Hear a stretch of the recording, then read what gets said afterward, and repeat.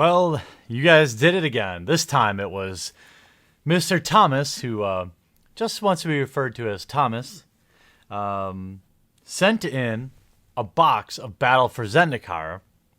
As you guys know, my cat Chance was in a battle in November and December, a battle he ultimately lost.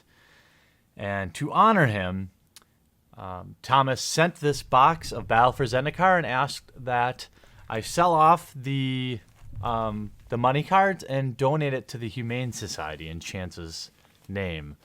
And I think I'm kind of all cried out now about it. I keep Chance's collar here in the studio with me. Sometimes I wear it when I miss him, but it just speaks to how awesome the community is. The outpouring, the personal emails, the messages of support has really helped me kind of get through a rough time. Chance was my first cat, and he, you know, I'm going to start crying, so I'm not going to go down that. We're not going to do that. He actually had hoped to buy a core set box that I had for sale, and that sold while I was raising money for his surgeries, and that sold to someone else. So he went out of his way to buy something else. So thank you, Thomas. We're gonna do this just the sauce style, and then I'll put these cards up on TCG Player, and make a donation to the Washington County Humane Society, which is it's the one that I would probably want to support the most. Oh, wait, this isn't just the sauce at all. Hold on here. Grove Rumbler. We'll just kind of do it, but we'll do it a little faster. We won't do just the sauce because, I don't know. I feel like I should savor this a little bit more than just kind of tearing at the rares. And it's been a while. You know, BFZ kind of gets a bad rap. I actually enjoyed it. I mean, I think it had its, Wasteland Strangler? It had its problems, you know, like anything. Any set. No set is perfect, right? You know, the Eldrazi were so cool, but somehow I felt like Battle for Zendikar found a way to make them boring. I don't know if that makes sense at all. What did you think about Battle for Zendikar? Pilgrim's Eye. Hero of Gomafada. All about them humans right now.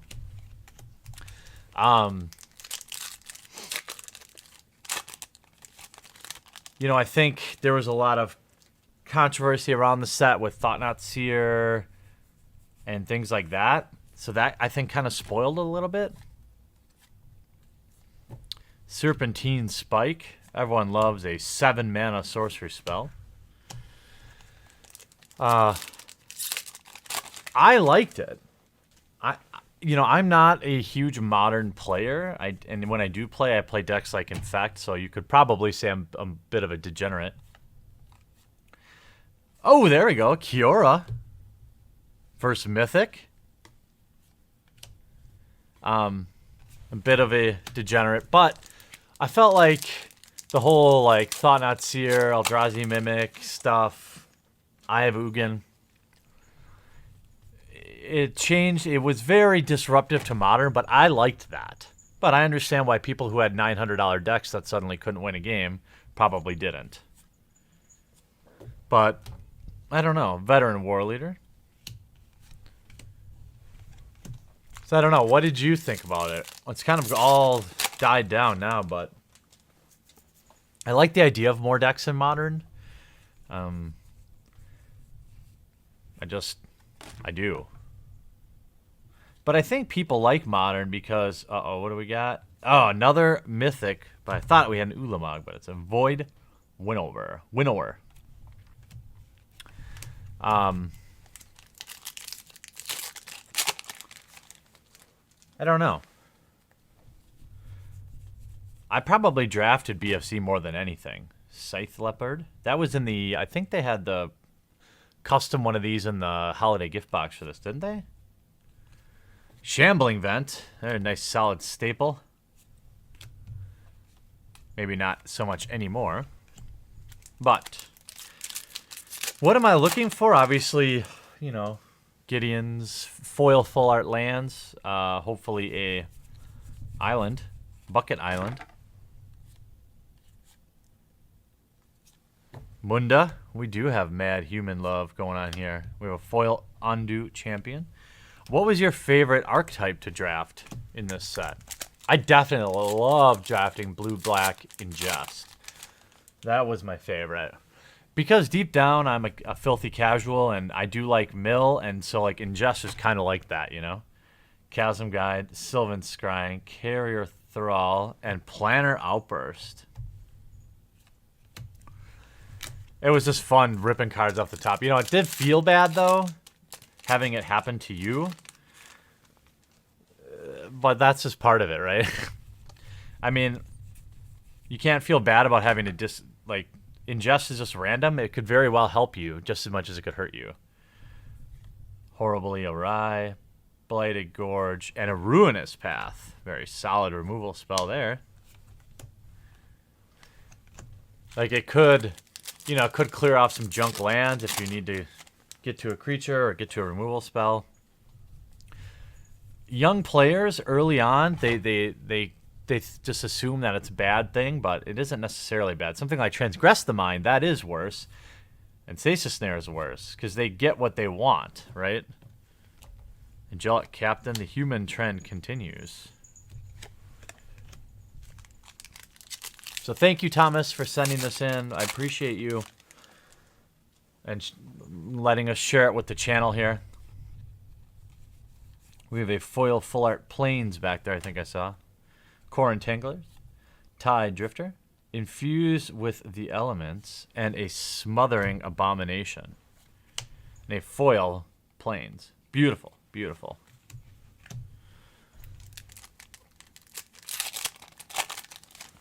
I love drafting the black-white humans deck, too. I think that was one of the strongest ones.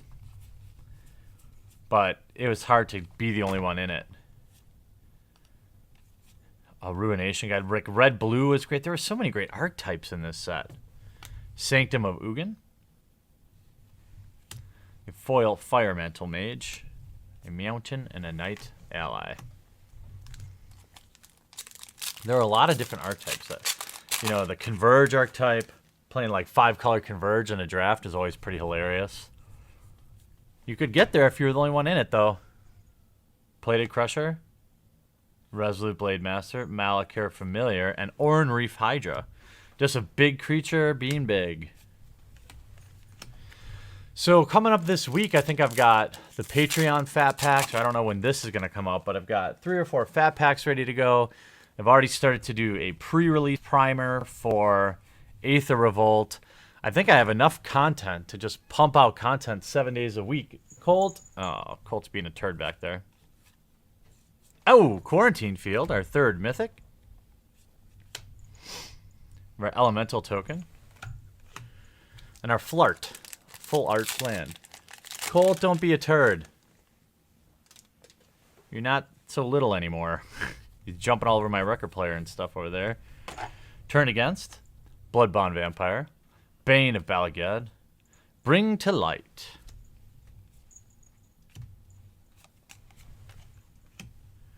And you know what? I said a long time ago that I was going to read the mythics. And so let me find them and read them. Because I think I want that to be the new thing. So Kiora is a 4 loyalty planeswalker where +1 is untap up to 1 target creature and 1 land. Very strong, especially in sealed. -2, reveal the top 4 cards. You may put a creature card or a land card from them into your hand. Put the rest in your graveyard. And her ultimate is... whatever you get an emblem with whenever a creature enters the battlefield under your control, you may have it fight target creature. Then put 3 8/8 octopus creature tokens onto the battlefield. Gross. That is an ultimate. Quarantine Field is a double X and double white, so you pay 2 for every 1 target. Enters battlefield for each isolation counter on it. Exile up to 1 target non-land permanent an opponent controls until Quarantine Field leaves the battlefield. So in EDH, it's probably amazing where you can generate a ton of land. Void went over 9. Friggin' Colt. 9 mana, 11/9. When your opponents can't cast spells with even converted mana costs, and they can't block with creatures with even mana costs. That's just a weird creature.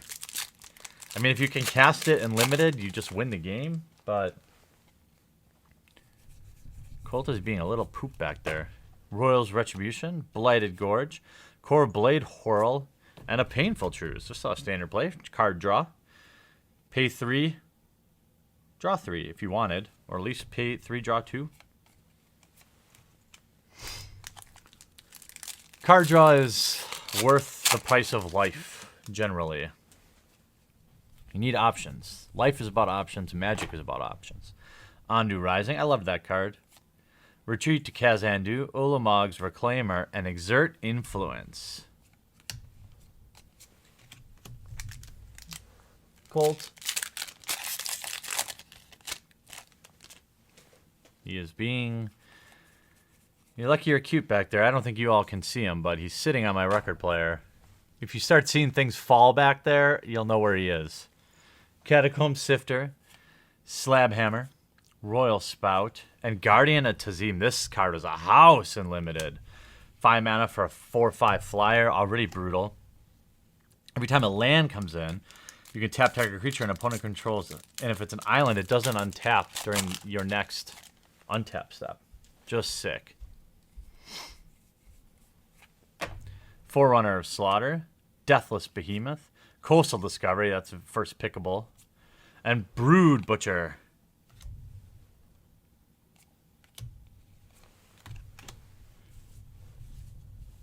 I think you've all seen these rares enough. Let's start some new piles. I don't want them to get messy and start messing with people's OCD.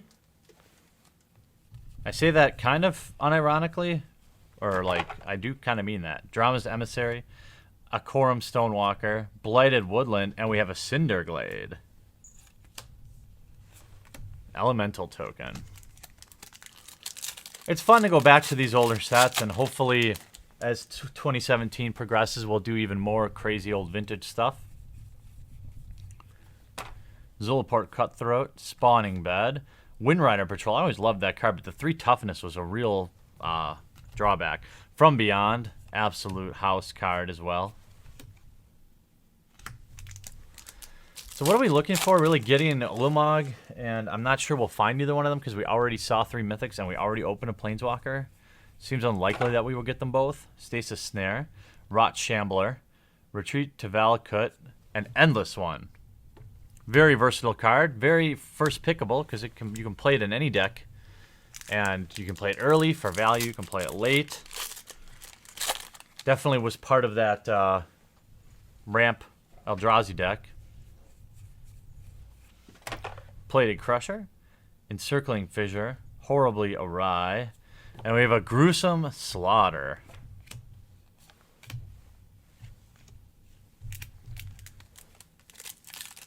He's back there,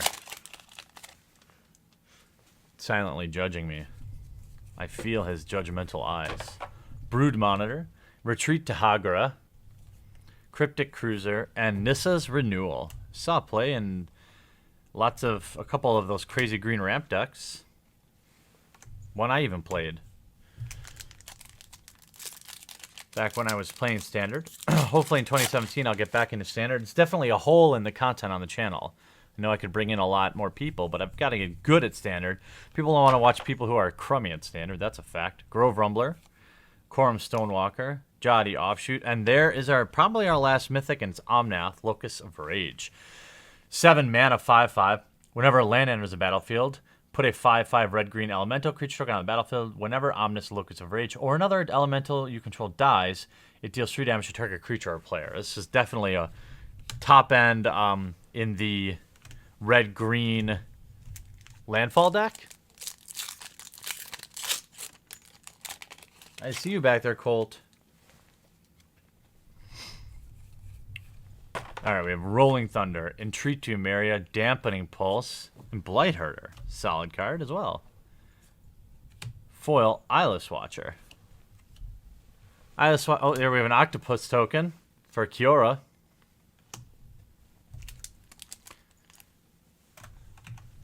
Have, what, 9 packs left? About? We've hit 4 mythics, so I don't know. Rising Miasma, Serene Steward, Royal Spout, and Fathom Feeder.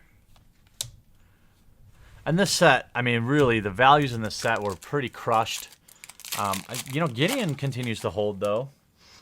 Ulamog continues to hold.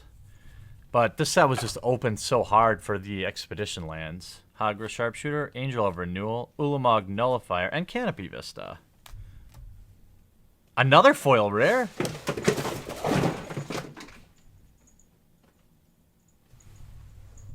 Thanks, Colt. I knew that was going to happen. Oh, did we get a set? Did we have a different foil rare? I feel like we did. Dust Stalker. Gonna have to clean that up. I knew that was coming. Did we get a foil rare already? No, that is our foil rare. Okay. Ugh, Colt.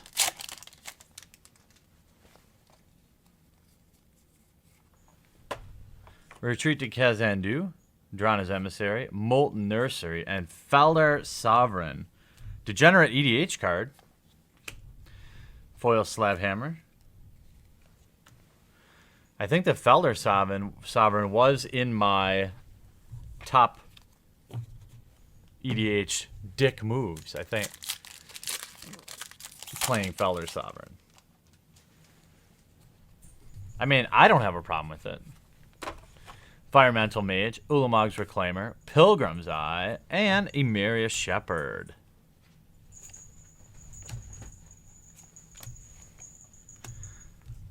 Well, I hope you guys are all having a good January. That's probably when this will go up. This is, I'll leave the link below to the Chance playmat. The commemorative Chance playmat, really now, was to raise funds. But I will be putting the order in the next couple of days. So the last chance to order it will be probably a day or two after this comes up. Void Attendant, Grove Rumbler, Blighted Cataract, and Sunken Hollow.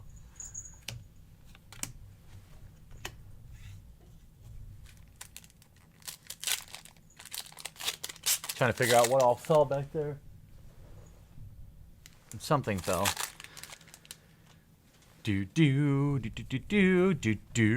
Transgress the Mind, Blighted Step, and Core Blade, Woodland Wanderer. Very solid card in a 2-color deck. Very, very solid in Converge in Draft. And there's a Cure emblem, so we got the emblem. Come on, Gideon. Or Ulamog. Or an Expedition. Expedition Envoy. All right, I got what I asked for. Adverse Conditions. Another Pilgrim's Eye. Another Mythic. Sire of Stagnation. I think I had this in my GP Madison card pool. So overall, I mean, 5 Mythics in the deck, or in the box, is not bad. We just kind of didn't hit the right Mythics. Still going to see what I can sell off. Donate for chance. I'll probably double it or triple it on my end. Try to make it spicy. Angel of Renewal, Blighted Gorge, Breaker of Armies, and a Lumbering Falls. All these manlands were kind of, or these, you know, functional lands were very big in their time. I'm not sure if they're played that much anymore, but I mean, surely they're played in other formats. I'm speaking just of Standard. So the Sire of Stagnation, Omnath,